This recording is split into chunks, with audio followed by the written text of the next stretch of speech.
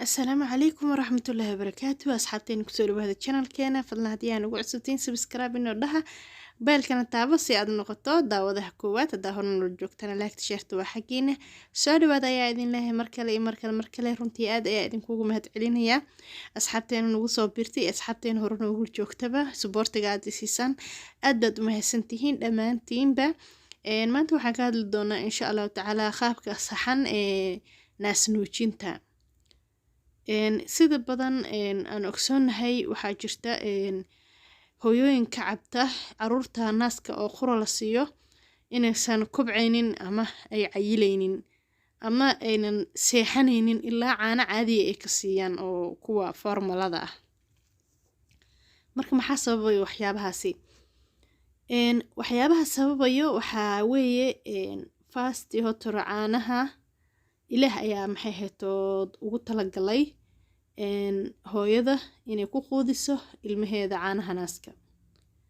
Marka waxaa jirta caruurta intay 6 bilood ka yar yihiin ama ilaa 4 bilood lama siiyo wax biyo ah. Marka caanaha naaska waxay ka samaysan yihiin marka u horeyso cunuga la siiyo oo la jaqsiyo ama la nuujiyo inta hore dhan waa biyo. Allah ayaa ugu talagalay inuu oonka uga bo'o ilmahaasi. Waxaa jirta markaa inta hore markaad siiso way ka bedelayaan hooyooyinka naaskaasi. Cabaar markuu naaskan jaqo way ka bedelayaan kan kale u wareejinayaan.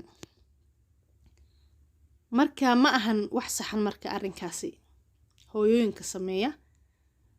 Waxaan idin sheegayaa waxaa weeye qaybta hore ee biyaha markuu cabo oo kan kalaad u wareejisid oo haddana qaybta biyaha ka cabo cunugaasi ma caana mu cabin biyo bis buu ka cabay mara ooyintana ma joojinayo gaajada baa hayso caana mu cabin calooshiisa kaafisa.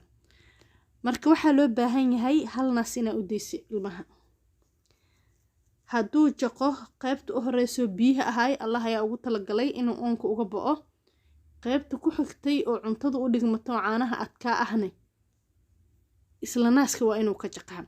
Marka hal naas u daa halka naas haddaad u deysid qaybta hore biyo ayuu ka cabayaa qaybta haddana wuxuu ka cabayaa caanihii caadiga ahaa adigaba u fiirso isla marka uu naasku ilmaha afka gashto haddaa yara banaanku soo bixiso waa biyo wax yar bedelan cabaar hadduu jaqo haddana aad aragto aad fiirso waa caanihii caadiga ahaa. Marka inta taqaanan wayba taqaanaa inta aqoonina hooyooyin badan oo ka cabanaya baa arka aniga ilmahayga dana caana siina caadi oo formulada ma iga seexanayo gaajada ma ka ba'aysi wuu ooynayaa. Marka inta badan waxaa u sababa arrimahaasi halnas se u siinaysa hal ugu dhaha kan kale u bedel maya qaybta hore biyaha markuu cabo qaybtiisa xigta oo caanaha asiga ayuu ka cabo haddana marka kale siinaysa kan kale ka sii qaybta hore biyo ka cabaya haddana qaybta xigta wuxuu ka cabayaa caanihii caadiga ahaa. Marka talaba wanaagsan ay idin leeyahay hooyooyinka cusub siiba soo dhawaada ay idin leeyahay aad baa u mahadsantihiin kuni jeer.